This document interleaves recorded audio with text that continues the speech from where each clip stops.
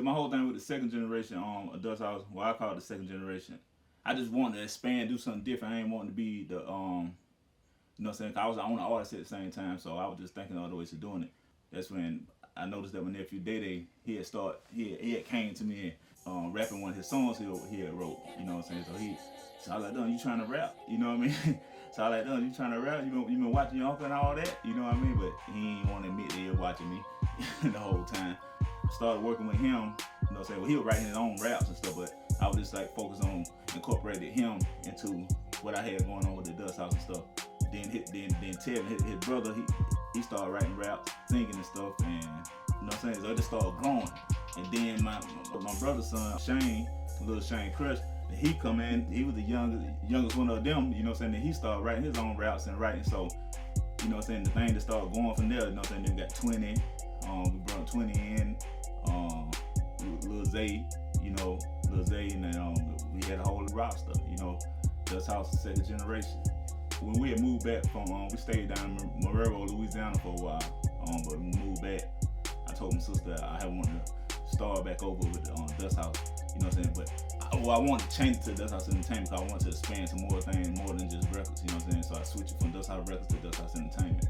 And so then she was helping me manage my nephews and stuff, and getting gigs and stuff for them, and we was just doing what we can, working on songs and everything, and trying to get things going.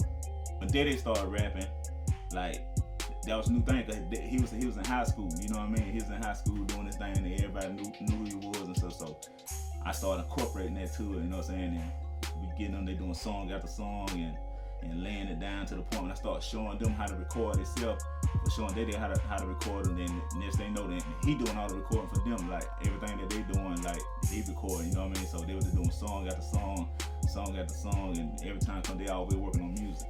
Dropping albums and stuff, mixtapes and stuff, and putting them online and things of that nature. We did a couple of videos, shot a couple of videos, couple of photo shoots, anything as far as promotion, and that was my whole thing, trying to do everything I could from what I done learned from me as an artist and everything, to put it into them, you know what I'm saying, to help push my nephews and and everybody that's on the label, and try to push that and keep that going. So everything was going good. When they started getting older, you know what I'm saying, you know, just like I was in the same thing. I was doing the same thing when I was young, you know, they started, you know what I'm saying, wanting to cuss in their raps and stuff, you know what I mean? So I said, hey, but we ain't doing that, you know what I mean? So why, you know what I'm saying, it wasn't cool, like, so they used to be frustrated with me because they was thinking that I was trying to make a little Bow Wow, a little Romeo out of them, you know what I mean? That was crazy. But I told him, I remember telling man, shoot, man, y'all ain't doing all that with your uncle. I'm still your uncle at the same time. So, you know what I'm saying, I just couldn't never separate the two, you know. So then I still had to holler at my sister and holler at my brother, like, you know what I'm saying, they looking at their brother like, no, you got my kids out here, you know what I'm saying, rapping, and you know what I'm saying, got guns in the videos and all kind of stuff, you know what I'm saying. I couldn't do that. So eventually from Wildness, I know they had started their own label, bunch of mob entertainment, so they started doing their own thing, and I'm proud of them, because hey, y'all know that came from Uncle D, y'all know it. So I'm proud of what they're doing now, you know what I'm saying. They got still dropping hit records and stuff, and shooting music videos and doing their own thing. They got their own little squad, but it's still tied in, still a lot familiar. It still does sound a lot familiar at the same time, you know. But I'm proud that they're doing their own thing and pushing it, you know what I'm saying. So they already know anytime they hit me up, you know, ask me for advice or anything, you know what I'm saying, no Unc got their back. So I used to have them rather doing shows with me or doing shows with themselves, at car shows, bike shows, open mics, you know, couple concerts that I had them in, you know, take them around, and wherever I can get them into perform, that's what I was trying to do, get them to perform, because that's why I knew what it's all about. You got to put yourself, you're trying to do music, you got to be out there in front of the people, you know what I mean, and get the word out there, you know, to get your music heard. That's how I started then putting them in magazines, putting them in the movies that we're coming out with, Karma 1, Karma 2, wherever I could put them in and place them in, taking their music, incorporate their music into the soundtracks of the movies as well. Anything that we could do, that's what we did, you know.